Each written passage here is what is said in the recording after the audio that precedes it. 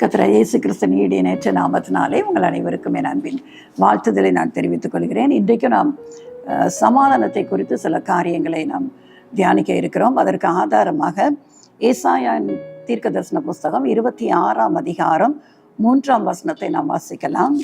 அதை பார்ப்போம் என்று சொன்னால், உம்மை உறுதியாய் பற்றி கொண்ட மனதை உடையவன் உண்மையே நம்பி இருக்கிறபடியினால் நீர் அவனை பூரண சமாதானத்துடன் காத்துக்கொள்வீர் என்று வேதம் சொல்கிறது. யாருக்கு கர்த்தர் சமாதானம் கொடுக்கிறார் என்று சொன்னால், அவரை உறுதியாய் பற்றி கொண்ட மனதை உடையவன். ஆண்டவரை உறுதியாய் பற்றி கொண்டுகிறோம். ஏன்னா அப்படிப்பட்ட மனுஷன்தான் அவரையே நம்பி இருக்கிறபடினால். அந்த வசனம் அப்படிதான் சொல்கிறது. உண்மையே நம்பி இருக்கிறபடினால அவனுடைய நம்பிக்கை கர்த்தர் பேரில் மட்டும்தான் இருக்கிறதே தவிர வேற யார் பேரில் அவனுடைய நம்பிக்கை இல்லை. அவன் அதனால தான் ஆண்டவரை உறுதியாய் பற்றி கொண்டு அவரையே நம்பி இருக்கிறபடினால கர்த்தர் கொடுக்கிற சமாதானம் எப்படிப்பட்ட சமாதானமாக இருக்கிறது என்று சொன்னால், அது பூரண சமாதானம், ஒரு நிறைவு பெற்ற சமாதானம், அதில் குறைவில்லாத ஒரு சமாதானம் என்று பார்க்கிறோம். அப்போ ஆண்டவரை நாம் பற்றி கொள்வதில் நமக்கு ஒரு உறுதி வேண்டும். அதில் நம்ம தள்ளாடக்கூடாது, அசைவாடக்கூடாது. ஒரு நாள் ரொம்ப ஒரு நம்பிக்கையோடு இருப்பது, இன்னொரு நாள் கொஞ்சம் பிரச்சனை வந்துச்சுன்னா நம்முடைய நம்பிக்கை அசைக்கப்படக்கூடாது. அப்படி இருக்கும் என்று சொன்னால் நம்முடைய வாழ்க்கையில் ஒரு சமாதானத்தை நாம் அனுபவிக்கவே முடியாது. ரூத் எழுதின புஸ்தகத்தில் நீங்கள் பார்ப்பீங்க என்று சொன்னால், அந்த 1ஆம் அதிகாரத்தை வாசித்து பார்க்கும்போது அந்த ரூத்தை குறித்து அருமையாய் சொல்லப்பட்டு இருக்கும். ஒருவருடைய அவருடைய கணவர் இறந்து போகிறார், அவருடைய மாமனார் இறந்து போகிறார், அவருடைய மாமியார் அதனால திரும்பவுமாக மோவாப் தேசத்திலிருந்து பெத்லெஹேமுக்கு போய்விட வேண்டும் என்று சொல்லி திரும்ப பெத்லெஹேமுக்கு புறப்பட்டு வரும்போது அவங்க 2 மருமக்கள் மாதிரியும் பார்த்து சொல்கிறாங்க. ஓர்பால் ரூத்தை பார்த்து சொல்கிறாங்க, நீங்கள் 2 பேரும் உங்கள் தகப்ப வீட்டுக்கு போங்க, ஏன்னா நீங்கள் இளம் வயதில் தேவையாகி விட்டீங்க, அதனால் திரும்ப ஒரு திருமணம் செய்து கொண்டு நீங்கள் நல்ல ஒரு வாழ்க்கை வாழுங்கள் என்று சொல்லி ஒரு அருமையான தாயார் அவர்களுக்கு ஆலோசனை சொல்கிறார்கள்.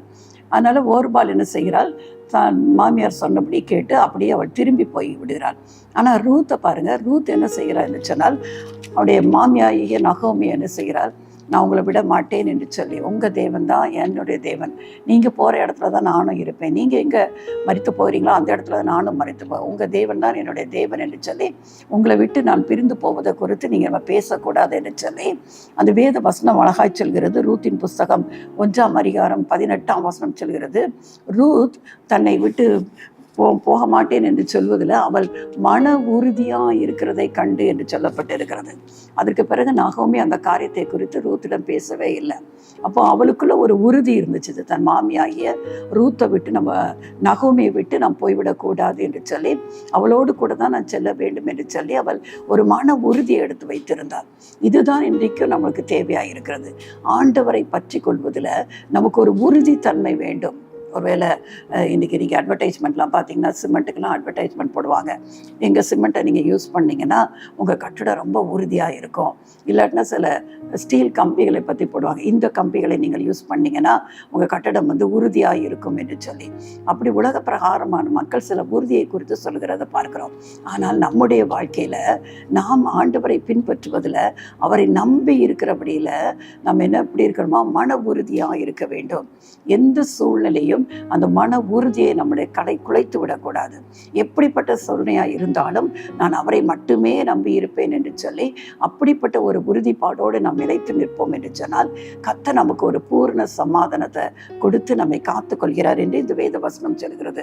ஒருவேளை இதை கேட்டுக்கொண்டிருக்கிற அன்பான தேவ பிள்ளைகளே, ஒருவேளை சில காரியங்கள் நிமித்தம் இதுவரைக்கும் நான் ஆண்டவரை தான் நம்பி இருந்தேன், ஆனால் இப்போ என் வாழ்க்கையில் ஏற்பட்டு இருக்கிற இந்த காரியத்தை நிமித்தம் எனக்குள்ள அந்த நம்பிக்கையை நான் இழந்து போய் இருக்கிறேன் என்று சொல்லி, ஏதோ ஒரு இழப்பு, ஏதோ ஒரு காரியம் உங்களை வருத்தப்படுத்துவதனால உங்கள் வாழ்க்கையில் அந்த நம்பிக்கை இழந்து போயிருக்கிறீர்களோ, ஆண்டவர் உங்களை பார்த்து தான் சொல்கிறார், நீங்கள் அந்த இழந்து போன அந்த நம்பிக்கையை இன்றைக்கு திரும்பவா நீங்கள் புதுப்பித்துக் கொள்ளுவீர்கள் என்று சொன்னால், உங்கள் வாழ்க்கையில் கர்த்தர் ஒரு பூரண சமாதானத்தை கொடுப்பதற்கு அவர் உண்மையுள்ள தேவனாய் இருக்கிறார். சோர்ந்து போய்விடாதீர்கள், நம்பிக்கை இழந்து போய்விடாதீர்கள், மன உறுதியுடன் நீங்கள் இருப்பீர்கள் என்று சொன்னால், கர்த்தர் நீங்கள் அவர் மேல் வைத்திருக்கிற அந்த நம்பிக்கையை பார்க்கும்போது உங்களை பூரண சமாதானத்துடன் அவர் காத்துக்கொள்வார். 2வது நம்ம பார்க்கிறோம், பிலிப்பியரின் புஸ்தகம் 4ஆம் அதிகாரம் 6ஆம் 7ஆம் வசனத்தை நீங்கள் வாசித்து பார்ப்பீர் என்று சொன்னால் அதில் அருமையாக ஒரு வசனம் சொல்லப்பட்டிருக்கிறது. நீங்கள் ஒன்றையும் குறித்து நீங்கள் என்ன செய்யக்கூடாது, கவலைப்படக்கூடாது. எல்லாவற்றையும் நீங்கள் என்ன செய்ய வேண்டும் என்று வேதம் அழகாய் நமக்கு கற்றுக் கொடுக்கிறது. அநேக முறை நம்முடைய வாழ்க்கையில் பிரச்சனைகள், பாடுகள், சோதனைகள் வரும்போது நம்ம என்ன செய்கிறோம், சோர்ந்து போய் படித்துக் கொள்கிறோம். என்ன செய்வது என்று தெரியாமலே ஒரு பெருமூச்சோடு நம்ம காணப்பட்டு கொண்டு இருக்கிறோம். ஆனால் வேதம் நமக்கு அழகாய் அதிலிருந்து நம்ம எப்படி விடுபட வேண்டும் என்று நமக்கு கற்றுக் கொடுக்கிறது. வேதத்தில் வாசிக்கலாம். பிலிப்பியர் 4:6-7 பார்க்கலாம். நீங்கள் ஒன்றுக்கும் கவலைப்படாமல், எதை குறித்து நீங்கள் கவலைப்படக்கூடாது, எல்லாவற்றையும் குறித்து என்னெல்லாம் உங்கள் வாழ்க்கையில் உங்களை சோர்ந்து போக பண்ணுகிறதோ, உங்களை கடங்கடித்து கொண்டு இருக்கிறதோ, அதை எல்லாவற்றையும் நீங்கள் என்ன செய்யணுமா, உங்கள் விண்ணப்பங்களை ஸ்தோத்திரத்தோடு கூடிய ஜெபத்தினாலும் வேண்டுதலினாலும் தேவனுக்கு தெரியப்படுத்துங்கள். ஒரு ஸ்தோத்திரம் ஆண்டவரை மகிமைப்படுத்தி ஸ்தோத்தரித்து அதை என்ன செய்யணுமா, ஜெபத்தில் அதை வேண்டுதலை ஆண்டவருக்கு தான் தெரியப்படுத்த வேண்டும். மனுஷர்கிட்ட போய் நம்ம பிரச்சனையை சொன்னால் சில மனிதர்கள் உண்மையாகவே நம்முடைய பிரச்சனையை குறித்து அவர்கள் பாரப்பட்டு நமக்காக அவர்கள் ஜெபிப்பார்கள். ஆனால் சில பேரிடத்தை நீங்கள் போய் அவங்க பிரச்சனையை சொன்னால் கேட்கும்போது நம்ம மேல் பரிதாபப்படுவது போல கேட்பார்கள். ஆனால் அவங்களுக்கு உள்ளுக்குள்ள நம்மளுடைய பிரச்சனையை குறித்து அவங்களுக்கு ஒரு சந்தோஷம் இருப்பதை நம்ம பார்க்க முடியும். அதனால் வேதம் சொல்கிறது, நீங்கள் கவலைப்படாதீங்க, எல்லாவற்றையும் யாருக்கு தெரியப்படுத்துங்க, தேவனுக்கு தெரியப்படுத்துங்க. அப்படி செய்யும்போது ஒரு ஸ்தோத்திரத்தோடு செய்ய வேண்டும் என்று வேதம் கற்றுக் கொடுக்கிறது. நீங்கள் நினைக்கலாம், பிரச்சனை நேரத்தில் நான் எப்படி அவரை ஸ்தோத்தரிக்க முடியும் என்று சொல்லி. கடந்த காலத்துல எல்லாம் கர்த்தர் நடத்தி வந்த பாதைகளை நினைத்து அப்பொழுதெல்லாம் என்னுடைய ஒவ்வொரு பிரச்சனையிலும் நீங்கள் தான் எனக்கு விடுதலையை தந்தீங்க என்று சொல்லி அவரை ஸ்தோத்திரம் பண்ணி, இப்பொழுதும் நான் இப்பொழுது கடந்து வருகிற இந்த காரியத்திலும் நீங்கள் எனக்கு ஒரு பெரிய வெற்றியை தரப்போறீங்க, எனக்கு ஒரு பெரிய மீட்பை தரப்போறீங்க என்று சொல்லி அவரை நீங்கள் ஸ்தோத்திரிக்கும் போது வேதம் சொல்கிறது, 7ஆம் வசனம் சொல்கிறது, எல்லா புத்திக்கும், அப்பொழுது நீங்க அப்படி செய்யும் போது எல்லா புத்திக்கு மேலான தேவ சமாதானம் உங்கள் இருதயங்களையும் உங்கள் சிந்தைகளையும் கிறிஸ்து இயேசுவுக்களாக காத்துக்கொள்ளும். அங்க என்ன ஒரு சமாதானம், எல்லா புத்திக்கும் மேலான தேவ சமாதானம். தேவன் கொடுக்கிற சமாதானம் அது நம்முடைய புத்தியினால அறிந்து கொள்ள முடியாது. எல்லா புத்திக்கும் மேலான ஒரு தேவ சமாதானம் 2 இடத்தை அது காத்துக்கொள்ளுமா. எங்கெல்லாம் இருதயத்தையும் சிந்தைகளையும் இயேசு கிறிஸ்துவுக்களாக அது காத்துக்கொள்ளும் என்று வேதம் சொல்கிறது. ஏன் அது அப்படி இருதயமும் சிந்தையும் சொல்லப்பட்டிருக்கு என்று சொன்னால், நம்முடைய வாழ்க்கையில எப்பொழுதும் பிசாசு நம்முடைய சிந்தனையில தான் தோல்விகளை அவன் விதைத்து கொண்டே இருப்பான், சந்தேகத்தை விதைத்து கொண்டே இருப்பான். ஒரு கஷ்டமான சூழ்நிலையில ஒரு மனிதன் தனிமையாக இருக்கும்போது அவன் சிந்தை தான் முதலாவது பாதிக்கப்படுகிறது. சிந்தையில் தேவையில்லாத காரியங்களை சிந்தித்து ஒருவேளை ஒரு பிரச்சனை குறித்து அவன் சிந்தித்து அதை அவனுடைய சிந்தனையினாலே அவன் பெரிதாக்கி கொள்கிறான். இப்படி நடந்து விடுமோ, அப்படி நடந்து விடுமோ, அவங்க இதை செய்து விடுவார்களோ என்று சொல்லி சிந்தையில் இருக்கிற காரியங்களை, எண்ணங்களை யோசித்து அவன் கூட கொஞ்சம் ஒரு பிரச்சனைக்குள்ளாக அவன் மாறி போகிறான். அதான் வேதம் சொல்கிறது, ஆண்டவரிடத்துல நம்ம தெரியப்படுத்தும் போது அவர் நம்முடைய சிந்தைகளையும் இருதயங்களையும் கிறிஸ்து இயேசுவுக்களாக அந்த தேவ சமாதானம் நம்மை காத்து கொள்ளும் என்று வேதம் சொல்கிறது. அப்போ கர்த்தர் கொடுக்கிற சமாதானம் எப்படிப்பட்ட சமாதானம், எல்லா புத்திக்கும் மேலான தேவ சமாதானம் என்று வேதம் சொல்கிறது. அப்போ நம்முடைய வாழ்க்கையில அப்படிப்பட்ட சமாதானம் வேண்டும் என்று சொன்னால் எல்லா காரியத்தையும் அவர் சமூகத்தில் வைத்து விட வேண்டும். ஒன்றையும் அவருக்கு மறைக்கக்கூடாது. ஒருவேளை மனுஷரிடத்துல நம்ம பேசி கொண்டிருக்கும் போது சில காரியங்களை மறைத்து சில காரியங்களை நாம் சொல்வது உண்டு. இந்த காரியத்தெல்லாம் இவங்கள்ட்ட சொல்லக்கூடாது என்று சொல்லி சில காரியங்களை நாம் மறைத்து பேசுவதும் உண்டு. ஆனால் தேவனிடத்துல சொல்லும்போது எல்லாவற்றையும் அவர்கிட்ட போய் நம்ம மறைக்கவே கூடாது. நம்ம சொன்னாலும் சொல்லாவிட்டாலும் அவருக்கு தெரியும். ஆனால் அதை அவர் நம் வாயிலிருந்து நம்ம சொல்ல வேண்டும் என்று அவர் விரும்புகிறார். எல்லாவற்றையும் மனம் திறந்து அவர் ஒருவரையும் கடிந்து கொள்ளாத தேவனாய் இருக்கிறார். அவர் நம்ம மேல் பரிதாபப்படுகிற தேவனாக இருக்கிறார். நமக்கு பட்சபாதமற்ற ஒரு தேவன் நமக்கு உண்டு. அவங்களுக்கு செய்த தேவன் எனக்கு செய்ய மாட்டார் என்று நாங்கள் நினைக்கவே கூடாது. அவர் பட்சபாதம் இல்லை ஒரு தேவன். அப்போ அவரிடத்தை மனம் திறந்து எல்லா காரியத்தையும் நாம் பகிர்ந்து கொள்ளும் போது கர்த்தர் இப்படிப்பட்ட ஒரு தேவ சமாதானத்தை தந்துடலாம். ஏன்னா ஒரு பிரச்சனை நேரத்தில் இன்னைக்கு மனிதர்கள் சமாதானம் இல்லாதபடினாலதான் இரவு நேரங்களில் தூக்கத்தை இழந்து போய் விடுகிறார்கள். அந்த பிரச்சனையே அவங்கள திரும்ப திரும்ப அவங்கள நினைவுக்கு வருகிறதுனால அவர்கள் நிறைய பேர் என்ன செய்யறாங்க, தற்கொலையை நோக்கி ஓடி போய் விடுகிறார்கள். இன்னும் சிலர் என்ன செய்யறாங்க, தவறான பாவ பழக்கங்களுக்குள்ள விழுந்து போகிறார்கள். ஒருவேளை புகைப்பிடிப்பது போன்ற காரியங்கள், குடிப்பழக்கத்திற்கு இப்போ போதை மருந்துகளை உட்கொள்வது, இப்படிப்பட்ட காரியங்களுக்கு இந்த அவங்களுக்கு வருகிற பிரச்சனையே அவர்களால் தாங்க கூடாமல் அந்த சிந்தனை திரும்ப திரும்ப அந்த சிந்தனையினால தாக்கப்படுகிறதுனால தவறான காரியங்களுக்கு தங்களை வாழ்க்கையை ஒப்பு கொடுத்து விடுகிறார்கள். ஆனால் வேதம் அந்த விதமாய் நமக்கு கற்றுக் கொடுக்கவில்லை. பிரச்சனை நேரத்தில், பாடுகள் நேரத்தில், பலவீன நேரத்தில், வியாதிகள் நேரத்தில் ஒருவேளை மருத்துவர்கள் இந்த நோய் சுகமே ஆகாது என்று சொல்லி இருக்கலாம். ஒருவேளை ஒரு குறித்த காலம்தான் இவர்களால் உயிர் வாழ முடியும், அதற்கு பிறகு உயிர் வாழ்வதற்கு எந்த விதமான சாத்திய கூறுகளும் இல்லை என்று சொல்லி கூட மருத்துவர்கள் கைவிரித்து கொண்டிருக்கக்கூடும். இப்படிப்பட்ட சூழ்நிலையில தான் மனுஷனுடைய சிந்தனையில அதிகமாய் அவன் பாதிக்கப்படுகிறான். ஆனா உலக மனுஷரால் அவ்வளவுதான் செய்ய முடியும், அதற்கு மேலாக அவர்களால் ஒன்று செய்ய முடியாது.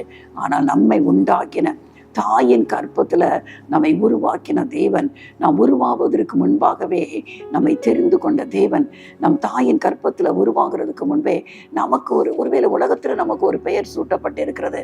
ஆனா வேதம் சொல்கிறது, தாயின் கருவுல உருவாகும் முன்னே அவர் நம்மை பெயர் சொல்லி அழைக்கிற தேவனாய் இருக்கிறார். இந்த பேர் தான் இவளுக்கு என்று சொல்லி கர்த்தர் அதை நியமித்து இருக்கிறார் தெரியுமா? அந்த தேவ கரத்துல எல்லாவற்றையும் நாம் மனம் திறந்து அவர் சமூகத்துல நம்ம சொல்வோம் என்று சொன்னால் தேவ சமாதானம், ஒருவராலும் புரிந்து கொள்ள முடியாத எல்லா புத்திக்கும் மேலான தேவ சமாதானம் நம்முடைய வாழ்க்கையை காத்துக்கொள்ளும், இயேசு கிறிஸ்துவுக்குள்ளாக காத்துக்கொள்ளும். ஒருவேளை இதை கேட்டுக்கொண்டு இருக்கிற அருமையான தேவ பிள்ளைகளே, யாராவது இப்படிப்பட்ட காரியத்தினாலே சோர்ந்து போய் ஏதோ ஒரு தவறான பழக்கத்துல விழுந்து போய் இருக்கிறீர்களோ, இல்லை வாழ்வதை விட சாவதை மேல் என்று சொல்லி தற்கொலை எண்ணங்கள் திரும்ப திரும்ப உங்க வாழ்க்கையில வந்து உங்களை அலக்கழித்து கொண்டு இருக்கிறதோ, இந்த வேளையில இந்த வார்த்தை உங்களுக்கு நோக்கி தான் வருகிறது. பயப்படாதீங்க, கலங்காதீங்க. நாம் மற்றவர்களை போல கலங்கி நிற்க வேண்டிய தேவையில்லை. நம்முடைய பாரங்களை சுமக்கிற ஆண்டவர் நமக்கு உண்டு. அவர் சமூகத்துல எல்லாவற்றையும் மனுஷரிடத்துல சொல்ல முடியாத பாரங்கள், ஒருவேளை சொந்த கணவனிடத்துல சொல்ல முடியாது, மனைவியின் இடத்துல சொல்ல முடியாத காரியங்களா இருக்கலாம், பிள்ளைகளிடத்துல பகிர்ந்து கொள்ள முடியாத காரியமா இருக்கலாம், பெற்றோர் இடத்துல பகிர்ந்து கொள்ள முடியாத காரியமா இருக்கலாம்.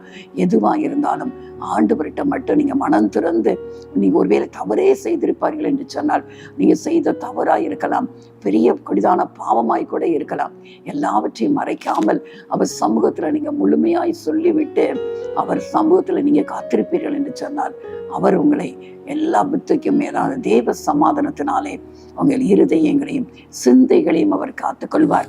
அதிலிருந்து தப்பித்துக் கொள்ளும்படியான ஒரு வழியையும் கர்த்தர் உங்களுக்கு உண்டாக்கி தருவார். அப்படிப்பட்ட ஒரு நல்ல தேவன் நமக்கு உண்டு அல்லவா? இன்னொரு காரியத்தை குறித்து நம்ம பார்க்கலாம். சங்கீதங்களின் புஸ்தகம் 119 சங்கீதம் 165 வசனம் சொல்கிறது, உடைய வேதத்தை நேசிக்கிறவர்களுக்கு சமாதானம் உண்டு. யாருக்கு சமாதானம் இல்லை? வேதம் அதே வசனத்துல சொல்லுது, துன்மார்க்கருக்கு சமாதானம் இல்லை என்று கர்த்தர் சொல்கிறார். ஒரு துன்மார்க்கமான ஒரு வாழ்க்கை வாழ்கிற ஒரு மனுஷன், ஒரு பாவத்திலே ஜீவித்து கொண்டிருக்கிற ஒரு மனுஷனுடைய வாழ்க்கையை நீங்க பார்ப்பீங்க என்று சொன்னால், அவனுடைய வாழ்க்கையில அவன் ஒரு நாள் சமாதானத்தை காண முடியாது. இன்றைக்கு அநேகருடைய வாழ்க்கையில நம்ம பார்க்கிறோம், அவருடைய வாழ்க்கையின் மூலம் அநேகருடைய வாழ்க்கை சீரழிக்கப்படுகிறத பார்க்கிறோம். இன்னைக்கு நிறைய வாலிப பிள்ளைகளை பாருங்க, சினிமா போன்ற காட்சிகளை கண்டு அதுல இருக்கிற காட்சிகளை பார்த்து அவளுடைய வாழ்க்கையை சீரழித்து கொண்டு இருக்கிறார்கள். ஆனா அதுல அப்படிப்பட்ட பாத்திரங்களில் நடிக்கிறவர்கள் ஒருவேளை அவர்களுக்கு சம்பளங்கள் நிறைய கொடுக்கப்படலாம், அவர்களுக்கு கை நிறைய எல்லா வசதி வாய்ப்புகளும் இருக்கலாம், பணம் மலையை போல அவர்களுக்கு கொட்டலாம். ஆனா அவங்க வாழ்க்கையில ஒரு நாளும் சமாதானம் இருக்க முடியாது. ஏன் என்று சொன்னால், அவர்கள் மூலம் எத்தனையோ பேருடைய வாழ்க்கை பாவத்துக்கு நேராய் சென்று கொண்டிருக்கிறது. சினிமாவில் பார்க்கிற காட்சிகள் அநேக இளம் வாலிப பிள்ளைகளை பாவத்துக்கு நேராய் நடத்தி கொண்டிருக்கிறதெல்லாம் நம்ம பார்க்கிறோம். துன்மார்க்கத்திலே வாழ்கிற மனுஷன் எத்தனை பேர் கர்த்தர் நல்ல கை நிறைய சம்பளம் வாங்குகிறார்கள், அரசாங்கத்துல வேலை பார்க்குறாங்க, ஆனாலும் அவருடைய மனம் என்ன திருப்தி ஆகிறதே கிடையாது.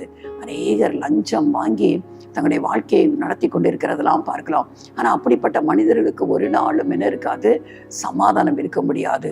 ஒருவேளை நான் லஞ்சம் வாங்கினதை யாரையாவது பார்த்து விட்டார்களோ, என் மேலே கேஸ் போட்டு விட்டுவார்களோ, இப்படி பலதரப்பட்டமான எண்ணங்கள் அவர்களுக்குள்ள வந்து கொண்டே இருக்கும். அப்படிப்பட்ட மனிதர்களுக்கு ஒரு நாளும் சமாதானம் இருக்காது. ஆனால் வேதம் சொல்கிறது, வேதத்தை நேசிக்கிறவர்களுக்கு மிகுந்த சமாதானம் உண்டு. யார் தேவன் அருளிய இந்த பரிசுத்த வேதத்தை நேசிக்கிறார்களோ, அதை தங்களுடைய சட்ட புஸ்தகமாய் கை கொள்கிறார்களோ, அவர்களுக்கு மிகுந்த சமாதானம் உண்டு. ஏன் என்று சொன்னால், இந்த வேத புஸ்தகத்துல நம்முடைய வாழ்க்கையில காணப்படுகிற ஒவ்வொரு காரியத்திற்கும் பதில் எங்க தான் இருக்கு தெரியுமா? இந்த வேத வசனத்துல தான் இருக்கிறது. அப்ப இந்த வேத வசனத்தை நம்ம ஆர்வத்தோடு ஆசையோடு ஒவ்வொரு நாளும் காலையில எழும்பினோன்னே, இன்றைக்கு நான் எதை சந்திக்க போறேன் எனக்கு தெரியாது, ஆனா எனக்கு ஒரு நம்பிக்கை உண்டு. என் வாழ்க்கையில நான் சந்திக்க போகிற என்ன காரியமாய் இருந்தாலும் அதற்கு பதில் இந்த வேதத்துல உண்டு என்று சொல்லி அனுதினமும் கருத்தா இந்த வேதத்தை வாசிக்க, அதை நேசிக்க ஆரம்பிப்போம் என்று சொன்னால் நமக்கு மிகுந்த சமாதானம் உண்டு என்று வேதம் சொல்கிறது. அதான் சங்கீதங்களின் புஸ்தகம் 1ஆம் வேதம் வசனம் சொல்கிறது, இரவும் கர்த்தருடைய வேதத்துல பிரியமாய் இருந்து இரவும் பகலும் அவருடைய வேதத்தை தியானிக்கிற மனுஷன் பாக்கியவான். சும்மா வேதத்தை வாசிக்கல. இன்றைக்கு அநேக பேருடைய வேத வாசிப்பு எப்படி இருக்குது தெரியுமா? ஒருவேளை வேதத்தை வாசிக்காட்டா நம்முடைய வாழ்க்கையில் எனக்கு ஏதாவது நடந்துருமோ, இன்னைக்கு காலையில் நான் வேதம் வாசிக்கலை, அப்போ இதனால இந்த காரியம் நடந்து விட்டதோ, ஏதோ சின்ன காரியம் நடந்துட்டாலும், இங்கே போகும்போது கால் தடிக்கி விழுந்துட்டாலும் உடனே என்ன நினைப்பு வரும் தெரியுமா? இன்னைக்கு காலையில் நான் வேதத்தை வாசிக்கலை, அதனால தான் எனக்கு இது நடந்து விட்டது என்று சொல்லி நாம் தவறாய் நினைத்து கொண்டிருக்கிறோம். அது அல்ல வேத வாசிப்பு. இன்னும் சிலருடைய வாழ்க்கையில் ஒரு வருஷத்துல அந்த பைபிளை நான் வாசித்து முடித்து விட வேண்டும் என்று சொல்லி அதுல எந்த விதமான ஒரு ஈடுபாடுமின்றி தொடர்ந்து ஏதோ ஒரு புஸ்தகத்தை வாசிப்பது போல மடமட என்று வாசித்து விடுகிறார்கள். அது வேத வாசிப்பு அல்ல. இன்னும் சிலருக்கு வேதத்தை வாசிக்கட்டா தினமும் வீட்டில் சத்தம் போடுவாங்க. அதனால கட்டாயத்தின் பேர்ல ஏதோ ஒரு 5 வசனத்தையாவது நான் இன்னைக்கு வாசித்து விட வேண்டும் என்று சொல்லி மற்றவர்களுடைய கட்டாயத்திற்காக வேதம் வாசிக்கிறவர்களும் உண்டு. அப்படிப்பட்ட வேத வாசிப்பை இந்த வேதம் சொல்லவில்லை. உங்களுடைய வேதத்தை நேசிக்கிறவர்களுக்கு, நேசித்து இந்த வார்த்தை ஜீவனுள்ள தேவனுடைய உயிருள்ள வார்த்தை, இது என்னை போதிக்கும், ஆலோசனை கொடுக்கும், என்னை வழிநடத்தும் என்று சொல்லி கர்த்தருடைய வேதத்துல பிரியமாயிருந்து அதை நாம் வாசிக்கும் போது நம்முடைய வாழ்க்கையில கர்த்தர் கொடுக்கிற சமாதானம், அதான் வேதம் சொல்லுது, உடைய வேதத்தை நேசிக்கிறவர்களுக்கு அங்கே சமாதானம் உண்டு என்று சொல்லி கர்த்தர் இந்த வேத புஸ்தகத்துல நமக்கு எழுதி வைத்திருக்கிறார். இப்போ வேதத்தை நேசிக்க ஆரம்பிப்போம். வாசிக்கும் போதே சில பேர் இந்த பரீட்சை எழுதுவாங்க. எந்த வேதாகம பரீட்சையும் அவங்க விட மாட்டாங்க. எந்தெந்த புஸ்தகத்துலலாம் வேத வினா விட வருதோ எல்லாவற்றையும் அவர்கள் என்ன செய்வாங்க, நல்லது தான். ஆனால் என்ன நோக்கத்தோடு அவர்கள் வாசிப்பார்கள் என்று சொன்னால், இந்த வேதத்தில் இந்த வினா எங்கே இருக்கிறது, குறிப்பிட்ட ஒரு பகுதியிலிருந்து வேத வினாக்கள் கேட்கப்படும் என்று சொன்னால் அந்த குறிப்பிட்ட பகுதியை திரும்ப திரும்ப வாசித்த அளவில் வினாக்கு ஆன்சர் கண்டுபிடிக்க தான் அவங்க வாசிப்பார்களே ஒழிய அந்த ஆன்சரை மட்டும் கண்டுபிடித்து எழுதி விடுவார்கள். ஆனால் அதில் மூலமாய் கர்த்தர் என்னோடு என்ன பேசுகிறார் என்று சொல்லி அதை குறித்து அவர்கள் எந்த அக்கறையும் கொள்வதில்லை. இதுவும் வேத வாசிப்பார்ல. வேதத்தை வாசிக்கும் போது இது என் தேவன் எனக்கு எழுதி கொடுத்த ஒரு புஸ்தகம், இதன் மூலமாக என் ஆண்டவர் என்னோடு பேசுகிறார். இன்றைக்கு நான் வாசிக்க போகிற வேத பகுதியின் மூலம் ஆண்டவர் என்னோடு பேசுகிறார் என்று சொல்லி, ஆண்டவரே நான் அந்த வேதத்தை வாசிக்க போறேன், என் வாழ்க்கையில இன்னைக்கு நான் எப்படி நடக்கணும், என்னென்ன காரியங்களை நான் சந்திக்க இருக்கிறேன், அதில் எப்படிலாம் நான் நடந்து கொள்ள வேண்டும் என்று சொல்லி எனக்கு ஆலோசனை கொடுங்க என்று சொல்லி நீங்கள் வாசிப்பீர்கள் என்று சொன்னால், நீங்கள் அன்றன்றைக்கு வாசிக்கிற அந்த வேத பகுதியின் மூலம் கர்த்தர் உங்களுக்கு தேவனையான எல்லாவற்றையும் அவர் கொடுக்க, அவர் வழி நடத்துவதற்கு அவர் உண்மையுள்ள தேவனாய் இருக்கிறார். அப்போ அந்த வேதத்தை நேசிக்கிறவர்களுக்கு சமாதானம் உண்டு என்று தாவீது சொல்கிறார். அப்போ முதல்ல நம்ம பார்த்தோம், உண்மை உறுதியாய் பற்றி கொண்ட மனதை உடையவனுக்கு ஏன் என்று சொன்னால் அவன் உண்மையே நம்பி இருக்கிறபடினாலே பூரண சமாதானம் உண்டு. ரெண்டாவது நம்ம பார்த்தோம், எல்லாவற்றையும் குறித்து மனதில் இருக்கிற எல்லா பாரங்கள், கவலைகள், பிரச்சனைகள், தேவைகள் எதுவாக இருந்தாலும் மனம் திறந்து ஒன்றையும் மறைக்காமல் தேவனிடத்துல ஜெபத்தோடு நம்ம வேண்டுதலோடும் நம்ம தெரியப்படுத்துவோம் என்று சொன்னால் நம்முடைய சிந்தைகளையும் இருதயத்தையும் அது தேவ சமாதானம் அங்கு கொடுக்கப்படுகிற சமாதானம் எப்படிப்பட்ட ஒரு சமாதானம்? எல்லா புத்திக்கும் மேலான தேவ சமாதானம் நம்முடைய இருதயத்தையும் சிந்தையும் அது காத்துக்கொள்ள கடவுது என்று வேதம் சொல்கிறது. மூன்றாவதாக நம்ம பார்த்தோம், அவருடைய வேதத்தை நேசிக்கிறவர்களுக்கு மிகுந்த சமாதானம் உண்டு. ஆண்டவர் இன்னொரு சமாதானத்தை குறித்து சொல்கிறார். யோவான் எழுதின புஸ்தகம் 14ஆம் அதிகாரத்தில் நம்ம பார்க்கிறோம். யோவான் 14:27 சொல்கிறது. அங்கே கர்த்தர் ஒரு சமாதானத்தை குறித்து நம்மோடு சொல்கிறார். சமாதானத்தை உங்களுக்கு வைத்து போகிறேன், என்னுடைய சமாதானத்தையே உங்களுக்கு கொடுக்கிறேன். உலகம் கொடுக்கிற பிரகாரம் நான் உங்களுக்கு கொடுக்கிறதில்லை. உங்கள் இருதயம் கலங்காமலும் பயப்படாமலும் இருப்பதாக. ஆண்டவர் இந்த உலகத்தை விட்டு சிலுவைக்கு போவதற்கு முன்பாக, பிதாவின் சன்னிதானத்துக்கு போவதற்கு முன்பாக, அந்த யோவான் 14, 15, 16, 17 தன்னுடைய சீஷர்களோடு அவர் சில காரியங்களை பகிர்ந்து கொள்வதில் பார்க்கிறோம். அப்படி பகிர்ந்து கொள்ளும்போது தான் இந்த காரியத்தை குறித்து அவர் சொல்கிறார். சமாதானத்தை உங்களுக்கு வைத்து போகிறேன், நான் என் பிதாவின் இடத்துல போகிறேன். முதல்ல நீங்கள் பார்த்தீங்கன்னா அந்த யோவான் 14:1 பார்ப்போம், என் பிதாவின் வீட்டில் அநேக வாசஸ்தலங்கள் உண்டு, அப்படி இல்லாட்டினா நான் உங்கள்கிட்ட சொல்லியிருப்பேன். நான் போய் உங்களுக்காக ஒரு ஸ்தலத்தை உங்களுக்காகவே நான் ஆயத்தம் பண்ண போகிறேன். நான் போய் உங்களுக்கு ஸ்தலத்தை ஆயத்தம் பண்ண பிறகு நான் திரும்ப வந்து உங்களை என்னிடத்துல சேர்த்து கொள்வேன் என்று சொல்லி அவர் பிதாவின் இடத்துல போகிற காரியத்தெல்லாம் சொல்லிட்டு, அங்கே உங்களுக்காக நான் வாசஸ்தலத்தை ஆயத்தம் பண்ண போகிறேன், வந்து உங்களை கூட்டிக் கொள்வேன் என்று சொல்லும்போது தான், அப்படியே ஒவ்வொரு காரியத்தையும் குறித்து அவர் சொல்லி கொண்டு வரும்போது தான் சமாதானத்தை குறித்து சொல்கிறார். ஏன்னா சீஷர்களுக்கு இவ்வளவு காலம் ஆண்டவராகிய இயேசு கிறிஸ்து அவர்களோடு கூட இருந்தார். ஆனால் அவங்களுக்கு எதை குறித்தும் பயம் கிடையாது.